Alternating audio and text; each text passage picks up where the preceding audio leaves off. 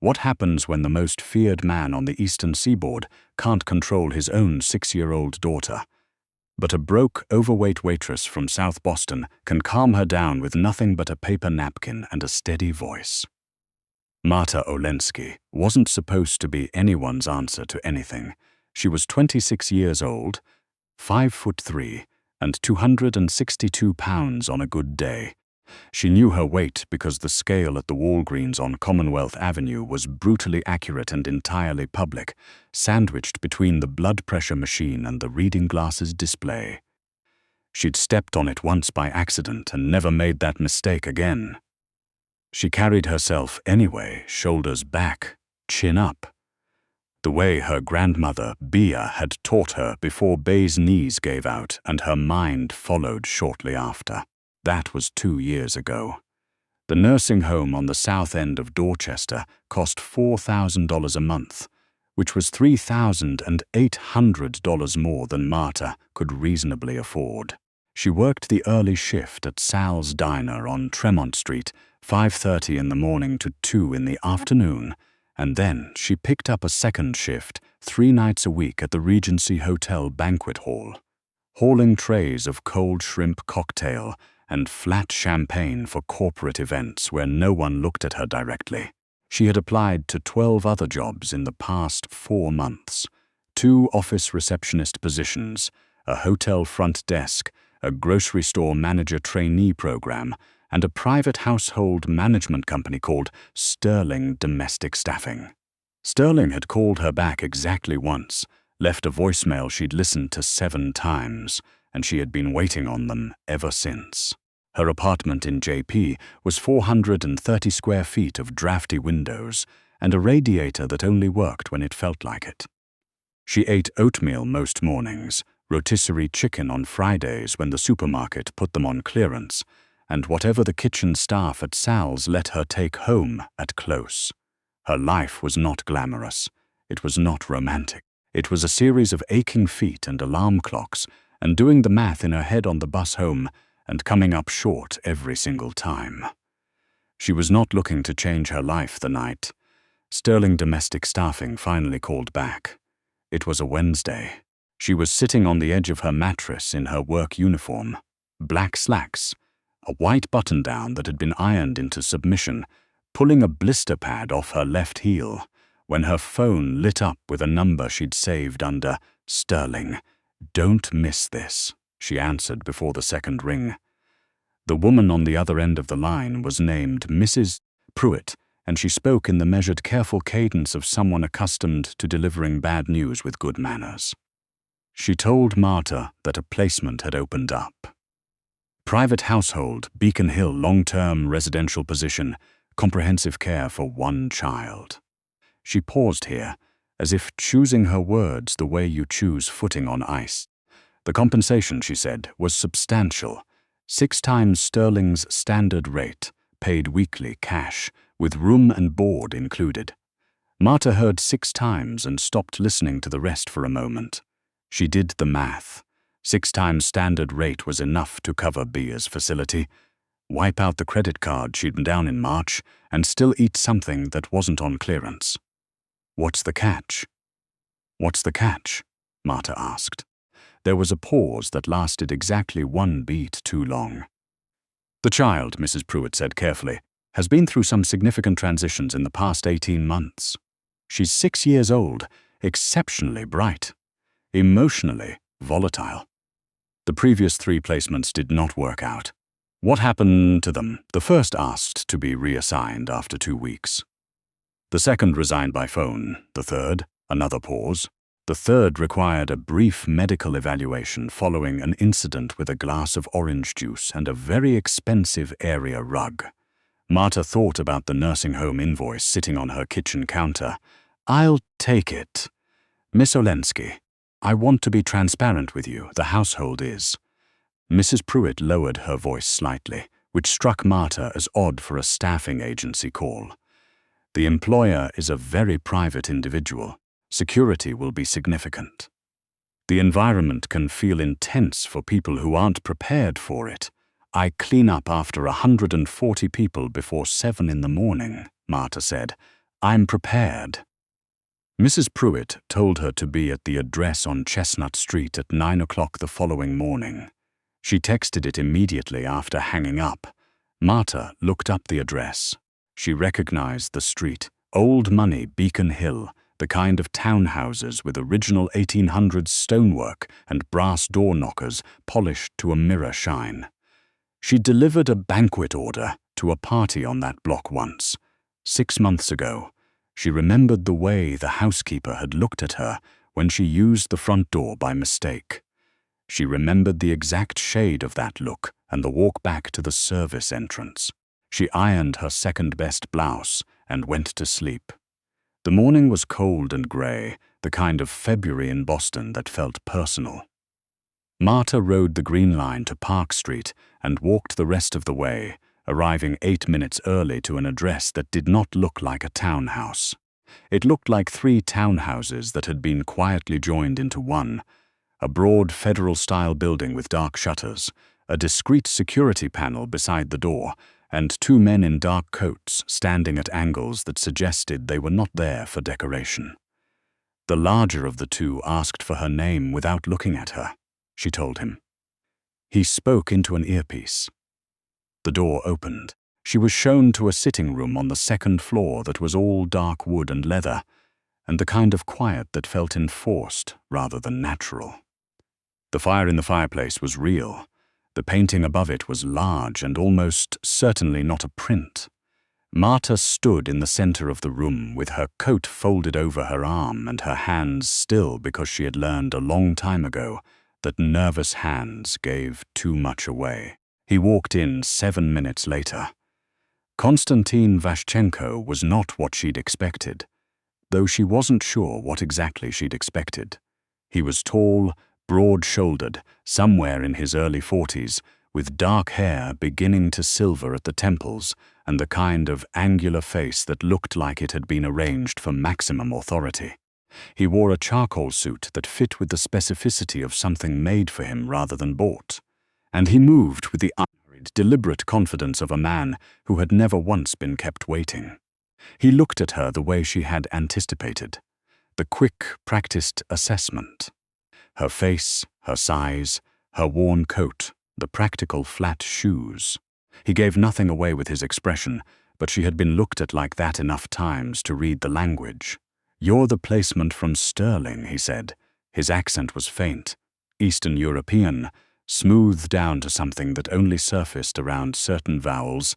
Marta Olenski. She didn't extend her hand. She waited. "I'm Konstantin Vashchenko." He didn't extend his either. "My daughter is 6 years old. Her name is Sasha. 18 months ago, her mother passed away. Since then, Sasha has been..." He stopped, pressed his mouth together. Started again. That's the word people use. What they mean is that she screams until she's sick, refuses to speak some days, throws whatever is within reach, and bites when cornered. She has nightmares and she doesn't sleep through them quietly. She loved her mother intensely, and she doesn't understand where her mother went, and she is 6 years old, and nobody has adequately explained it to her in terms that make sense to her. He said all of this with his arms crossed, his jaw tight, his voice entirely level. Marta understood with sudden clarity that this was not a man explaining a staffing challenge. This was a man describing his own helplessness in the only register he knew. "What happened to the previous caretakers?" she asked.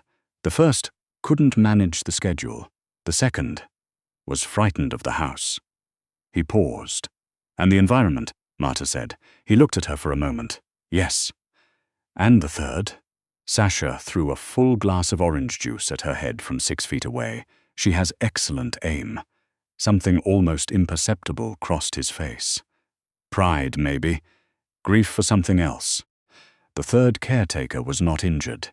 She chose not to return. From somewhere above them, through the heavy ceiling, came a sound. Not quite a scream, more like the precursor to one.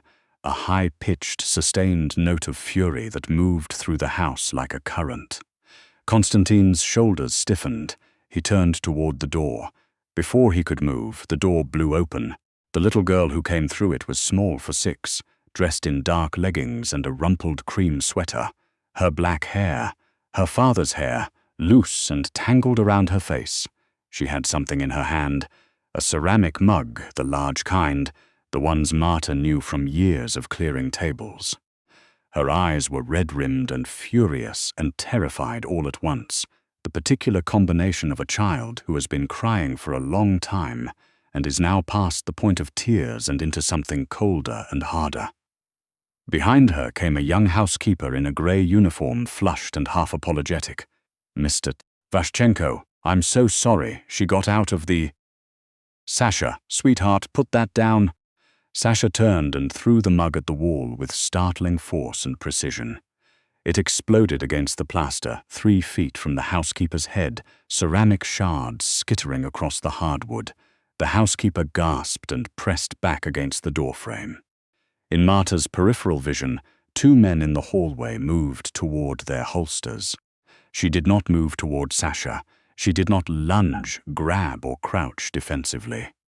She just stepped sideways slowly, until she was between the men in the doorway and the little girl, and then she sat down. Not on the leather sofa, on the floor, right there on the expensive Persian rug, cross-legged, setting her folded coat down beside her like she had all the time in the world. Sasha stared at her. The room went very still. Marta reached into the pocket of her slacks and pulled out what she always carried on morning shifts at Sal's, a triangle of paper napkins folded into neat squares, the cheap kind with the diner's logo printed on them in faded blue. She set one on her knee and started folding it, just her hands moving, quiet and steady, no eye contact, no demands. "That was a good throw," she said conversationally, looking at the napkin. "You got a lot of spin on it." Silence. If you want something with more distance, you'd want to go for something lighter. Paper cup, maybe. Better aerodynamics. She kept folding. The napkin was becoming something, a small, rudimentary shape, a swan or her best approximation of one, the way Bia had taught her at the kitchen table when Marta was 7 and sad and didn't want to talk about it. But ceramic makes a better sound when it hits, so I get the choice. Sasha had taken 1 step closer without appearing to realize it. "What are you making?" The voice was small and rough from crying a swan. Marta held it up. It was lopsided and a little crushed on one side. "A bad one. My grandmother taught me, and I never got very good at it." "Why not?" "I had too many tables to clear, not enough time to practice." Another step. Sasha was 5 feet away now. Her hands were at her sides, empty, no longer looking for something to throw. Her eyes were fixed on the paper swan. "My mum could fold cranes," she said very quietly, as if she hadn't meant to say it. Marta looked up then for the first time. She looked at the little girl directly, and she let her face do what it wanted to do, which was soften completely. "That's harder than swans. Your mum was good at it." It wasn't a question. Sasha answered anyway. She was good at everything. Her lower lip pulled down. She knew how to braid hair, and she made hot chocolate from scratch, and she smelled like that soap that comes in the blue bottle. And then Sasha was not standing 5 feet away anymore. She crossed the distance in 2 unsteady steps and sat down next to Marta on the Persian rug, folding herself sideways like a comma, resting her cheek against Marta's arm.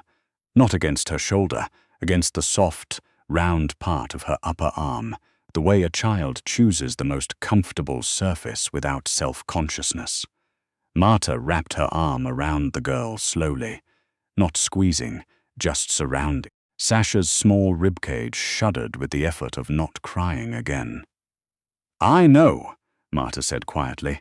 She'd said those exact 2 words to Bia on the bad days, when Bia looked at her and didn't know who she was but knew she was grieving something. "I know." Behind them, Konstantin Vashchenko stood in the center of his sitting room and did not speak. Marta could feel his stillness, the way you feel a change in air pressure. The quality of it was different from a moment ago. She did not look at him. After a few minutes, Sasha's breathing evened out. The shuddering stopped. She did not move away from Marta's arm. Konstantin's voice, when it came, was very quiet. "Yeva, the housekeeper who'd followed Sasha in. "Take the afternoon off." The room cleared. Marta heard the door close with a soft, specific click. She heard him cross the room.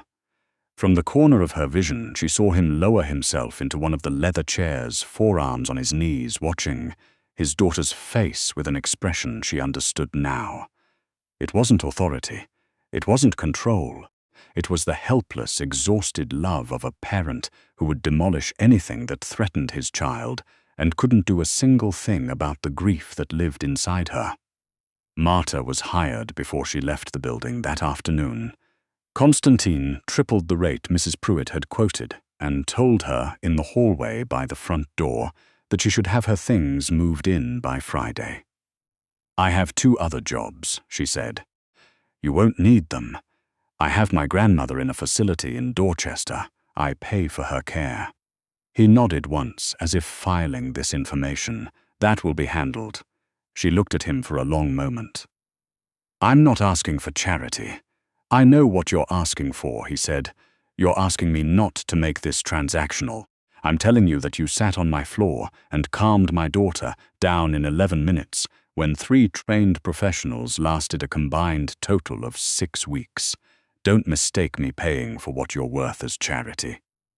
Marta moved in on a Friday with 2 suitcases and a box of Beer's things she couldn't leave in the apartment.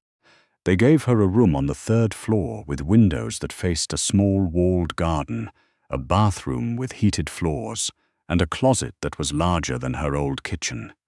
She stood in it for a long moment, feeling the absurdity of the thing, and then she unpacked her clothes and went to find Sasha. She found her in the kitchen, sitting on a stool at the marble island, staring at a bowl of cereal she was not eating. The kitchen was beautiful and cold and enormous, and Sasha looked tiny in the center of it. "You want scrambled eggs," Marta said. Sasha looked up, suspicious. "The other ladies didn't cook." "The other ladies weren't hungry. I'm always hungry." Marta opened the refrigerator and began taking things out with the matter-of-fact efficiency of someone who had cooked in commercial kitchens on 4 hours of sleep. Eggs, butter, the good salt. "You like cheese in yours." A pause, then, "Swiss, not cheddar. Swiss it is." She cooked. Sasha watched. By the time the eggs were plated, the little girl had migrated from the stool to a spot standing directly beside Marta at the stove, close enough that her shoulder touched Marta's hip. "You're very soft," Sasha observed with the guileless frankness of a 6-year-old. "I am," Marta agreed. "Like a pillow, better than a rock." Sasha considered this seriously. "Yes," she concluded, and climbed back onto her stool and ate the entire plate of eggs. The weeks inside the Vashchenko household accumulated quietly. Marta learned the architecture of Sasha's grief the way she'd learned every job she'd ever worked. By paying attention, by showing up consistently, by being patient with the parts that were hard.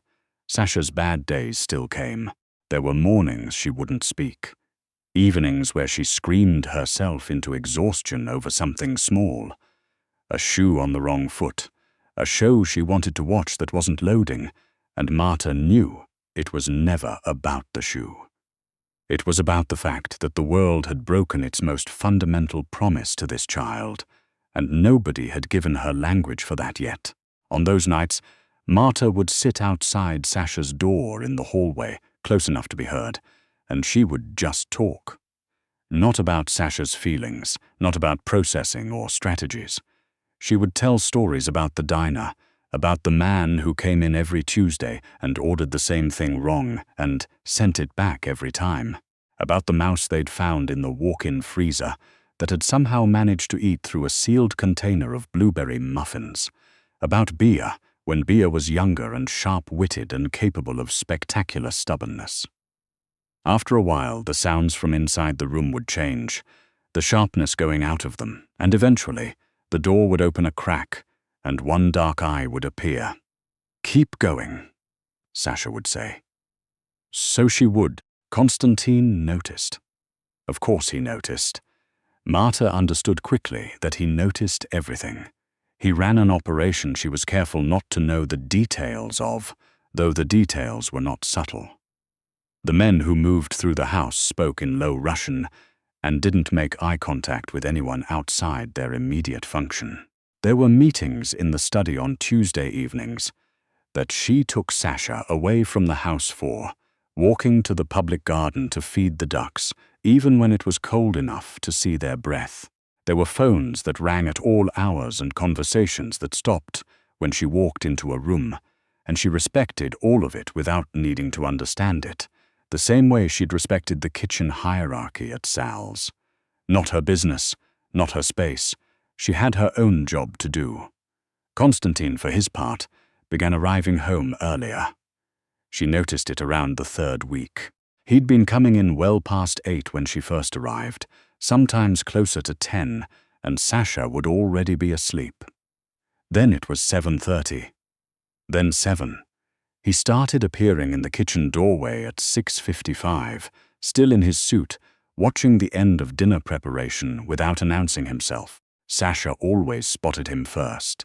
Her head would come up like a compass finding north, and she would slide off her chair and cross the kitchen in a straight line to him, pressing her face against his chest while he put one hand on her hair. Marta learned to make enough for 3. He thanked her once formally in the hallway, 6 weeks in. "You don't need to thank me," she said, carrying a stack of Sasha's clean laundry toward the stairs. "I know I don't need to." His voice came from directly behind her. "I want to." She turned. He was closer than she'd registered, and in the narrowness of the hallway the psi was suddenly apparent in a way it wasn't in larger rooms. He looked at her with an expression that she categorized initially as gratitude, and then, on second examination, was not entirely that. "She laughed today," he said, "for the first time since." He stopped. "I heard her from my office. I had to stop what I was doing." A pause. His jaw worked briefly. "That was you." "That was Sasha," Marta said. "I just gave her something to laugh at." He looked at her for another moment. Nevertheless, she turned and went up the stairs and told herself that her pulse was elevated from the climb. The past arrived in March. Marta had known it would eventually. You don't outrun debt the way she'd accumulated it, not the kind that has names attached to it. Her father's hospital bills were one thing, impersonal, institutional, the kind that could be negotiated down and strung out across payment plans. But the $6,000 she owed to a man named Dooley Fitch was different. Dooley ran a lending operation out of a laundromat on Boylston that had nothing to do with laundry, and he was the only person who would give her cash money when Bia had her fall 2 years ago and needed emergency surgery, and Marta had exhausted every other option. Dooley had been patient through the fall. Through the winter, he had been less patient in February, and she had sent what she could from her first few cash payments from Constantine's household, but not enough. And now it was March, and his man had found her grandmother's nursing facility, which meant he had found her grandmother, which meant it was no longer a financial problem. It was something worse. She found out on a Sunday morning.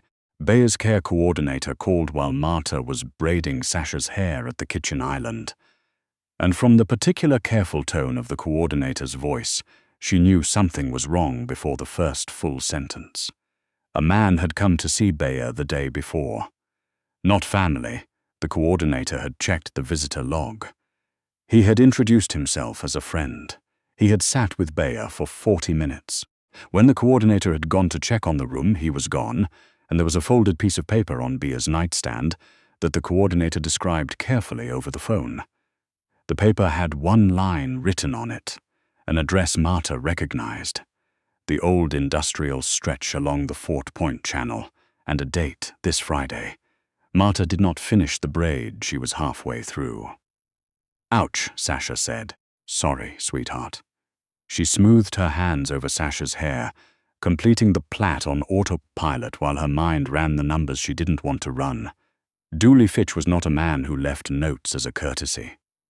He left notes when he wanted to demonstrate that he already knew everything, where you lived, where the people you loved were, the exact coordinates of the thing you couldn't afford to lose. She should leave. She knew that. She should pack her 2 suitcases and go before whatever was coming touched the household that had been, against all logic, the safest she'd felt in years. She should not draw a mafia operation of Constantine's scale into a dispute with a laundromat loan shark from Boylston. She should be sensible and small and disappear. She spent 3 days in that decision. She moved through the house like a person who was already somewhere else, mechanically making meals, mechanically answering Sasha's questions, mechanically smiling when the smile was required. Sasha noticed. Children always notice the things adults think they're hiding. On Tuesday evening, the little girl appeared beside Marta's bed at 11 o'clock and simply climbed in without asking, pressing her small back against Marta's side. "You're sad," Sasha said to the darkness. "I'm okay. You're doing the face," Sasha said. "The face where you say you're okay but you're not okay." Marta looked at the ceiling. "I'm working something out. Is it about us?" "No, baby, it's nothing about you." She pressed her lips to the top of Sasha's head. "Go to sleep." "You're not going to leave, are you?" The voice was very small. Marta closed her eyes. "Go to sleep," she said again, and held the girl tighter, and the tightness was its own kind of answer. Constantine found her on Wednesday night.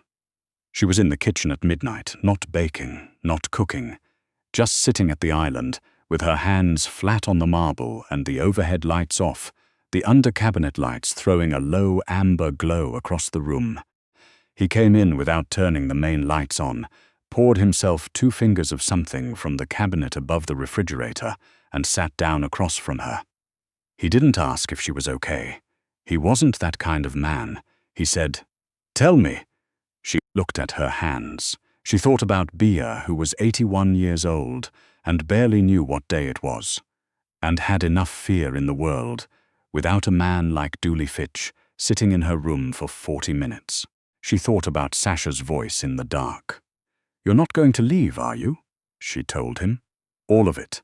Her father's illness, the bills, Dooley's laundromat on Boylston, the emergency surgery, the interest that had doubled, the note on Bia's nightstand. He listened without moving. He did not interrupt. When she finished, the kitchen was quiet enough that she could hear the refrigerator's hum. "What's the full amount?" he said. "I'm not asking you to pay my debt. I know you're not." His voice was steady and not unkind. "What's the amount?" "Constantine, Marta." He said her name with exactly 2 syllables, and the slight, precise weight he put on the second one made her stop. He slid his glass across the marble toward her. "Drink that, and then tell me the number." She drank. She told him the number. He nodded once. He took his phone out of his pocket. "There's more," she said. He left a note. "He wants me at the Fort Point address Friday night." "I think he wants to. He wants access to this house. He wants security information. He knows where I work, and he thinks I'm a way in." Constantine's hand holding the phone went very still. "He threatened your grandmother to get your cooperation," he said. "Yes, he believes that you're a useful vulnerability in my household." "Yes." He set the phone face down on the marble, very slowly. There was something in the quality of that movement, the control of it, that made the hair on Marta's forearms rise. "Get some sleep," he said. His voice had changed. Not louder, not harder, exactly. Just certain, the way temperature is certain. Don't go to the Fort Point address. Don't respond to anything from Dooley Fitch. Don't call him, don't text him. Don't open the door if his people come to it. He stood up. "I'll handle this. I don't want anyone hurt on my account." He looked at her. "He went to your grandmother's nursing facility," he said, "and he sat with an 81-year-old woman with dementia for 40 minutes to send you a message." His voice didn't rise. It never rose. "My accounting of what he deserves is not your concern." He left the kitchen. Friday came in wet and bitter, a March rain that turned the streets of Beacon Hill dark and slick. Marta stayed in the house with Sasha. They baked, properly baked, not the nervous midnight kind, but the afternoon kind, with Sasha standing on her step stool and demanding control of the mixer. They made snickerdoodles because Sasha had seen them in a cookbook and liked the name. They made a mess of the marble counter with cinnamon sugar. Marta let her eat 3 before dinner, because on some days, 3 cookies before dinner is the correct call, and she was not going to argue with the math. She did not hear from Dooley Fitch. She did not hear from Constantine until almost midnight. He walked in the front door looking exactly as he'd left that morning, suit unchanged, not a visible mark on him, and she was waiting in the hallway at the bottom of the stairs because she had not been able to make herself go to bed. He stopped when he saw her. Something in his face rearranged itself very slightly in a direction that she was beginning to understand. "It's handled," he said. She exhaled. The exhale went on for longer than she expected, like she'd been holding it all week. "My grandmother," she started. "Arrangements have been made. The facility has 2 new security personnel on contract. Nobody connected to Fitch's operation will be within a block of it."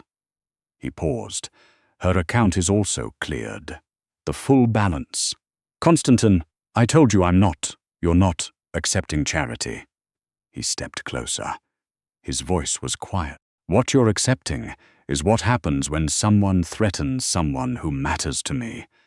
The debt became my debt when he used your grandmother to collect it. I'm not interested in argument on that point." She looked at him.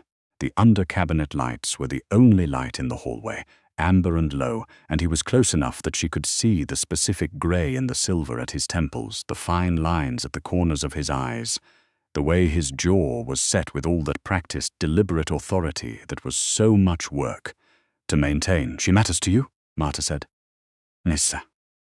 You matter to me," he said, simply, not a declaration, not a performance. Just the specific, unglamorous honesty of a man who was not comfortable with the sentiment, but was going to say it accurately. "Sasha matters to me. The 2 are not separate." She thought about all the ways she'd been invisible, the sideways looks on the tea, the service entrance, the scale in the Walgreens, the careful, practiced disinterest of every room where a woman her size was supposed to understand her place in it. Konstantin Vashchenko was looking at her with none of that.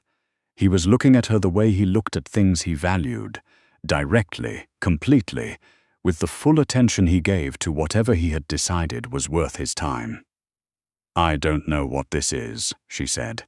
"I know what it is," he said. He reached up and tucked a piece of her hair behind her ear with a hand that was steady and deliberate and very careful.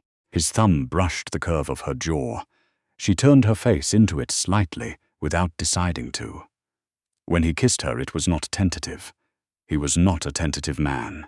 It was thorough and unhurried and entirely specific to her, her face between his hands, the full presence of his attention in every second of it. Nothing performative or impulsive, just the precise, considered action of someone who had decided something and was following through. She kissed him back with the whole of herself and did not apologize for it. She was not too much. She was not too soft, too loud, too visible. She was not taking up more space than she was allowed. She was exactly what this house had been missing, and they both already knew it.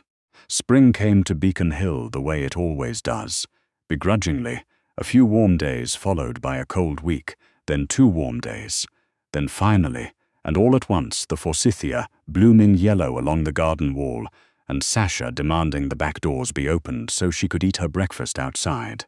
Marta obliged. She made French toast with the good vanilla Constantine had bought from a specialty shop because Sasha had pronounced the store brand not right, and she brought it out to the small table by the garden wall where Sasha was already installed with her drawings and her very serious opinions about everything.